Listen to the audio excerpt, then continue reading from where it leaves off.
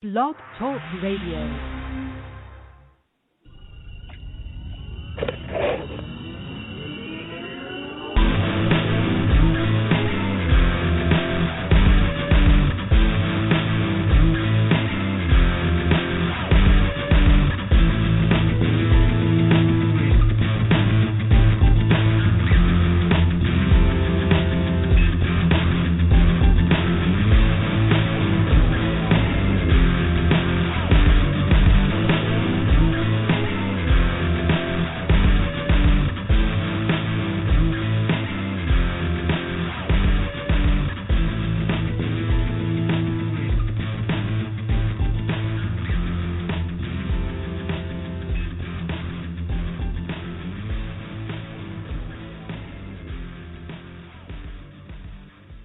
Well, everybody, this is Stephen McCarthy from the McCarthy Project, and we are coming to you semi-live from Minneapolis, Minnesota.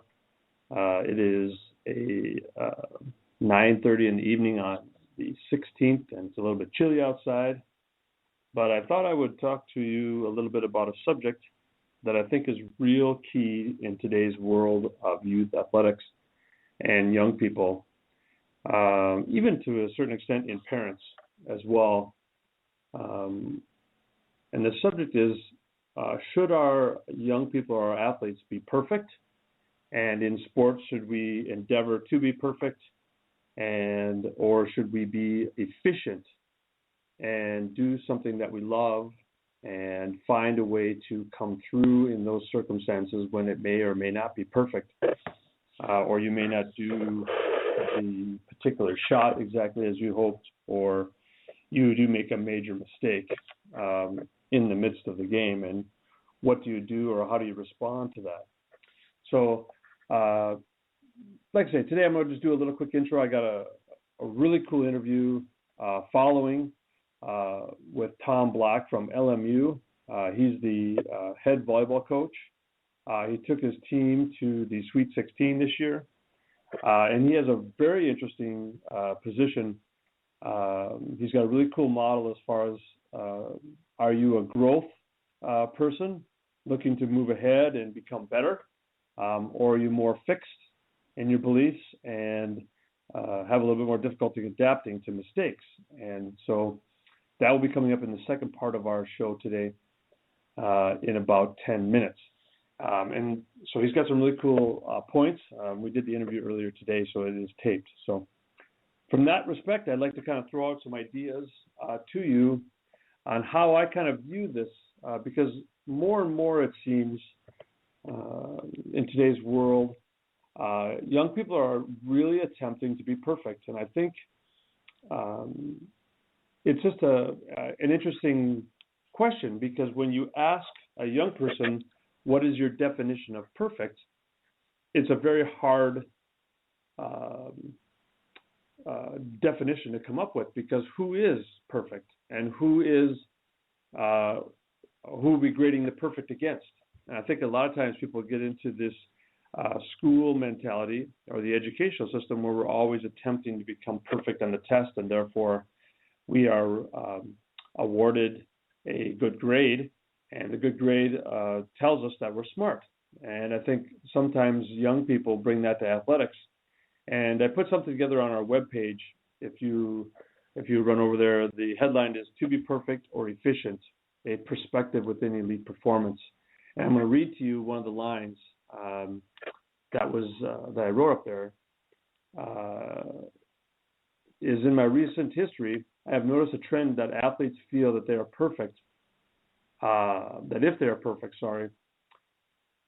do every action more perfect than somebody else, that they will become an elite athlete. Or said a different way, the more perfect I am, the better I am better than you. And one of the things I think that people are missing is the real answer is, can you perform a coordinated action that produces the results needed exactly at the time that you are producing those actions? And one of the things that to me is efficiency. And can you produce the results under pressure in the time when you need to? And it may not exactly be perfect. Your elbow might not be in the exact same spot. You may slightly be off balance. but can you compensate and can you overcome and actually produce the results that you desire? And that is the essence of being efficient. That is the concept of an elite player, is somebody that can come through under pressure. Everybody can play when you might be a little bit better.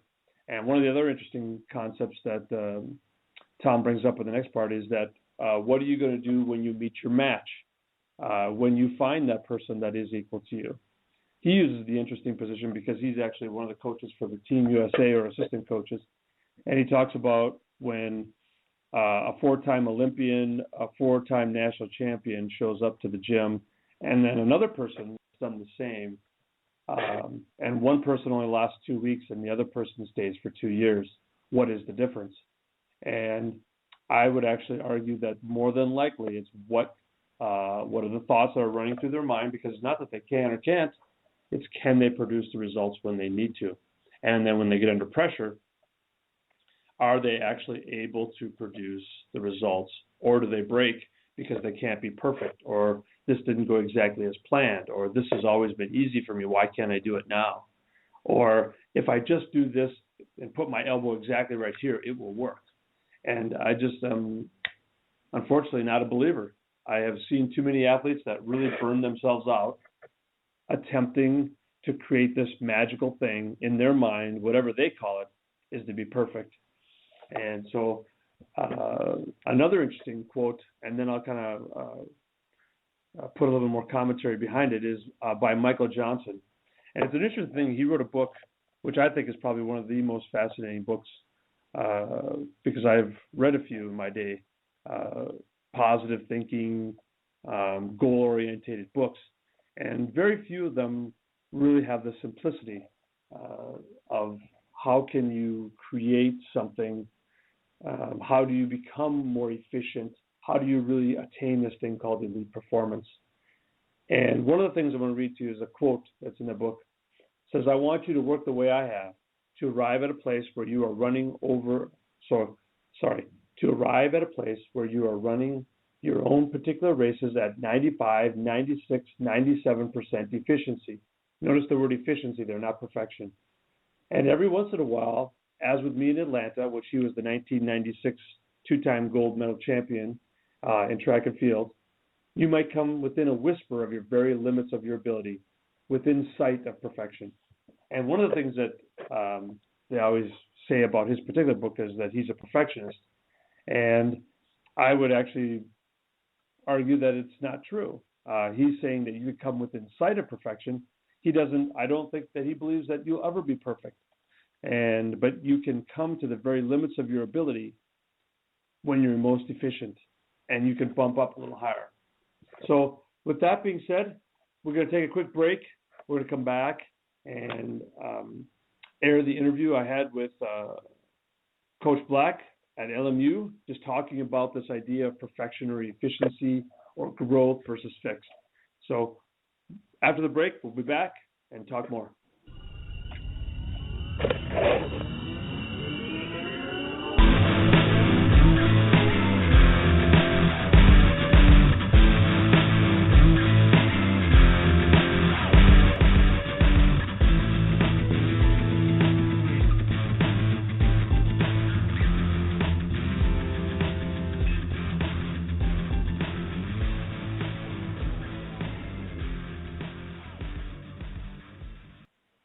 Alrighty, we're back, and just wanted to, again, lay out a couple more thoughts before we go over to my interview with Coach Black. One of the things I think that young people need to really dig into is laying down this concept of perfection, that whatever their definition is, that if they attain it, that they will be elite. And one of the things I found is that that is a very stressful, very disheartening. Young athletes burn out because they just really can never seem to attain it. Nothing seems to ever meet that expectation. And so I'd like to just challenge athletes to put down that idea of perfection, to live the dream, to enjoy the love of the game, to play for the right reasons, and to enjoy the journey, to enjoy the ups and downs, to enjoy the solitude of working by yourself, and to really just love the game that you all want to play. And so, secondarily, I'd like to put out that my hope in the show is to simply be a starting point for your journey, to challenge the status quo, to give you ideas to think about and how to attain this thing called elite performance. It is not a simple process, but it is worthwhile pursuing. And I use the word pursuing rather than gaining a certain understanding that you're good at everything that you do and you never make a mistake and life always works out the way you want it and the way you planned. I actually believe that that's false. And so as you move through this time, just realize that we're attempting to just plant seeds to be something that could be a bigger tree down the road if you take the time to really kind of meditate and think about what we're talking about related to perfection or efficiency. So with that being said, we're going to move over to my interview with Coach Black. And again, if you would like to get a hold of us, you can get a hold of us at themccarthyproject.com.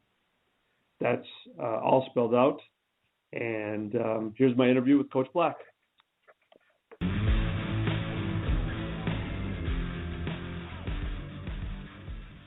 Alrighty, we are back. This is Stephen McCarthy from the McCarthy Project, and we have been discussing this idea of perfection or efficiency and how is it properly placed in the world of performing at your absolute best. And I am honored to have Coach Tom Black from Loyola Marymount, the women's volleyball team. As we've been talking a little bit about this idea of perfection and efficiency and how to really elevate performance. And like I was mentioning on the other side, we have seen a lot of young people that really feel that this idea of being perfect as you would on a test would lead to elite performance. And I think it really is kind of a myth. And so before we go into that little piece, give us a little bit of your background as a coach and kind of your general philosophy or outlook as far as how you would develop athletes. Yeah, I've been coaching volleyball since 1997. I think just kind of went step by step. I was coaching high school, then coached junior college. Was an assistant Division I men's coach, then an assistant Division II head women's coach. Then now at LMU, and I'm assisting with the USA Women's National Team. So I've been coaching for a long time, and I've coached a lot of club volleyball also. So I guess one thing I'm grateful about with my path is just I've been able to go step by step and see all the different levels the game has to offer. And I think that's helped me as a teacher. Yes. My philosophy, just so I don't lose track of the question, can you ask that again? Yeah, it just kind of said a little bit of your philosophy as far as like, do you like more of a kind of the laid back players coach type philosophy, or you're more of like, hey, I'm going to come out here, I'm going to be the leader, and this is the direction I want to go? Just kind of set your general how you kind of attack a team scenario. Yeah, I mean, my philosophy is to do everything I can every day to be the best teacher I'm capable of being. So that's my focus, and that's my goal. So, one thing we believe deeply in is a growth mindset that started with the work from the book Mindset by Carol Dweck, who's at Stanford. Gotcha. And we believe mistakes are opportunities to learn, and that if you're pushing yourself to the edge of your abilities, mistakes absolutely must happen. So the role of the teacher is to help shine a light on the information that mistake is providing, and help the learner understand where they can grow and where they can go as a result of that mistake. So when you look at mistakes that way, they become gifts. And if the teacher is doing their job, then they're pushing their students, and lots of mistakes are happening in the classroom, and lots of learning as a result. See, that's an interesting, because it almost generally feeds right into the idea of being perfect, because you mentioned in there that failure almost is a must. Not almost. Failure is a must. It has to happen. It's not almost. It has to happen.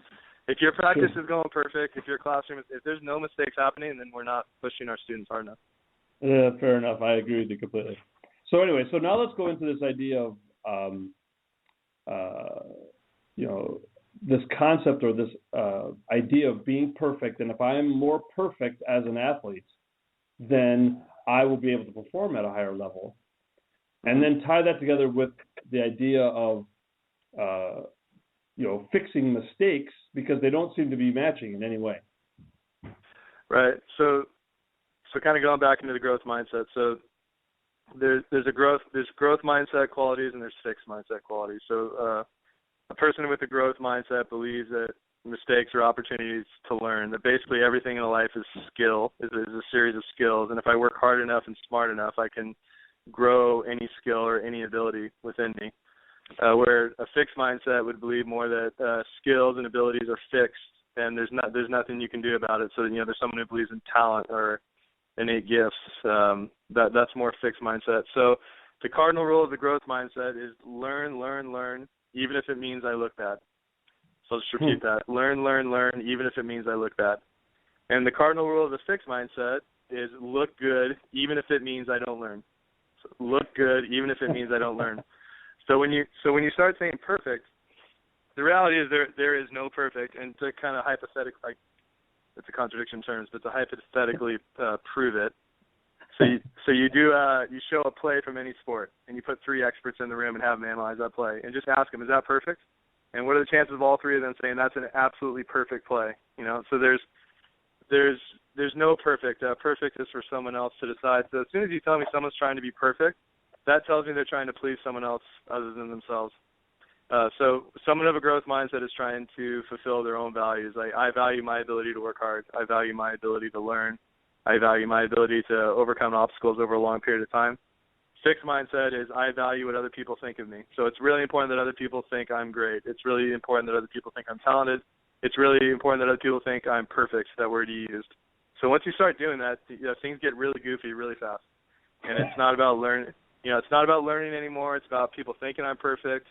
It's about not making mistakes so I can cover up any deficiencies, right? Whereas a growth mindset would want to attack those deficiencies and get them stronger. So perfect is a really bad word in the in the growth mindset language. And I think it's really important as teachers that we teach them what mistakes do. And there's a lot of neuroscience behind it, that the brain responds well to mistakes. If you make a mistake and your response to that is to work harder and work smarter, your neurons are firing, you're creating new neural pathways, more skill is being developed, you're a stronger player than when you started. If you run away from those mistakes, you might feel good for that immediate second because you're not confronting it, but there's no skill being built and you're not getting better. Let's come back to one thing you said in the middle of the process, because to kind of develop out why would somebody not want to be in that growth perspective is what would their motive be? It's almost like their motive seems to be a little bit, for lack of a better, kittywampus. When you look at how you pronounce it. I haven't heard that one in a while. Kittywampus? You got to come to Minnesota. You Californians guys are out there too far. I got to wake up. Yeah, sure, you betcha. Nah, just kidding. Okay. But anyways, when you talk about this idea of a fixed mindset, it really is about suppressing others to make yourself look better. And really the growth mindset that would seem... Maybe. Yes, no? I don't know if it's that diabolical. I mean, because the reality is I do think there are people in this world that are 100% fixed mindset. But there is no one in this world that's 100% growth mindset. None of us are. And the more you dive into this, you can see, okay, hey, I'm really growth mindset in this area of my life, but I have big blind spots in this area, and I need to attack it. And I think the most growth mindset people that you meet are going to be looking for those blind spots in themselves all the time. So it's a lifelong pursuit, and it's not about. And again, if we think about it, it's like there's a time where I can be 100% growth mindset, then that's kind of almost trying to pursue that perfect notion again, which is total opposite of what growth mindset is. It's just about getting better and where can I get better and where can I attack my weaknesses and get stronger. So now, one other quick question around the growth mindset. How do you, like you had mentioned this idea, what is your feelings around trying to set a role or a boundary for somebody? Do you set the boundary and then allow them to make the mistakes inside that boundary and then make that area in a growth perspective? you're asking a really big question, so I just want to make sure I answer it right. Can you the boundary? What are you talking about exactly? But I mean, like, because when you think about a growth mindset, if somebody Right. has the skill set of, like, say, they're an outside hitter, and they Sure. really don't have the ability to set. Okay. And they are making mistakes, just in the natural course of a game. They may have to set one time or something like that. And then they get focusing on that one particular thing because they are making a mistake. How do you kind of rein that in? Because you don't want that outside hitter being worried about whether they can set or not. And that's where I'm kind of wondering, where does the boundary lie in a growth mindset? Yeah, you're talking about a lot of things. Sorry. I think, yeah, well, I think a couple things. I mean, if you're dwelling on a mistake, I mean, those are the opportunities to become more growth mindset. So there's a lot of things you can do in the beginning of your season, in the beginning of your class, in the beginning of your business venture, whatever it is. Even as parents and kids, there's a lot of things you can do in the beginning to set an environment that leans more towards a growth mindset, and it's really important. Those things help, but once you get going, like what you're talking about right there is the nitty gritty. Like, how do you respond to mistake? Like, those are the daily interactions that happen tens and almost hundreds of times. That's where the rubber meets the road between the teacher and the student and how you respond. So basically, what you're telling me is a poor response to failure, right? I made a mistake. I didn't like the mistake. We can all relate to that, but now I'm dwelling on it, and I'm not attuned to the task at hand. I'm not moving on, right? Okay. So that's where we got to unpack that a little bit and teach it. So why, I see you acting like this. What's going on? Well, I'm upset about that set. Okay, what can we do about it now? What would you do next time? Well, okay, I would finish better, higher. Okay, great. Next time you can finish higher. What do you want to do about right now? Focus. Okay, let's go. Let's move. Okay. It's just about unpacking that and moving on. Gotcha. Now let's go a little step further, because now, in the kind of more elite levels like you are in college volleyball, what would you recommend to a 15, 16-year-old young lady that's wanting to be better and wanting to do really well? How would you kind of recommend that she starts down this idea of working through the mistakes and working them through a growth mindset? Yeah, I mean, it's the exact same things that we tell our kids at LMU, that we tell our athletes at USA. We would recommend, if we're talking to a 15-year-old, I'd recommend the book Mindset by Carol Dweck. I think that's an absolute must. I'd point them to the Train Ugly website. I think that's an absolute must too. By Trevor Reagan, he's a good friend of mine. And then, we talk. There's a lot of science that when people understand how the brain works, they're 50% more likely to adopt a growth mindset approach. And then you get to work. Hopefully there's some mentor in her or his life, either a teacher, a coach, or a parent that can help with the support and the challenge through the process. And that's the most important. Again, I can't say it enough. This isn't pretty. This isn't easy. It's not like we expose ourselves to it and then everything just kind of falls in place. It's not like that at all. It's a daily challenge to get better. You're going to mess up sometimes. You're going to go backwards sometimes, but in the end, it's worth it. Because I think you mentioned something that I think is critical is that failure. I use the word almost, but I agree with you. It is a must. And it is not a pretty process. I think the TV shows always the fun side, and when you hit the big shot that wins the game, or the big serve that's an ace, or whatever it may be, and you see that only that play, when you don't realize that there was probably, I don't even know, but say 50 other times you could have played the ball that game, and you've missed 49 of them. And it really is a process. That is I mean, you can't state that point enough, like how important that is. And I do think there's a lot of things in our society right now that we kind of have to combat in order to have this growth mindset. There's, basically saying there's a lot of lonely, hard work that went into making that shot that everybody got to see. There's lots of lonely hours that nobody got to see that went into making that shot happen. And I don't know how much we value that as a society. We value being on TV. We value having a lot of followers on social media. We value having a lot of awards. We value college scholarships. But I don't know how much we value that lonely work of making mistakes, picking yourself back up. That long process, and sometimes it takes a little while for obviously some kids are in environments where they've been taught that and understand that, but some kids really have to figure that out a little bit later. And I think that's one of our jobs as teachers and coaches, because when you can really understand that it's not about that shot, it's about the 6 months of work that led to that shot. And if I do 6 more months of work, I can have an even better shot next time. If you can embrace that process, you can really go somewhere great. Interesting, because it almost leads for another show. I'd love to talk about your thoughts related to the nature versus nurture perspective. You know what I mean? Mm-hmm. It's all nurture. That's my thought. Yes, I'm a believer in that too, because I've seen, and see, this is the one part that I'll kind of finish with this, I'll kind of lay some groundwork, is I think there are the top 150 players. Okay, give it to them. They're there. They're 6'6". They can jump. They seem to not have to even think about it. They can just do it. They don't have to even do anything. You know what I mean? But then there's always the remaining players from 151 down that people don't realize that there's a lot of room in there.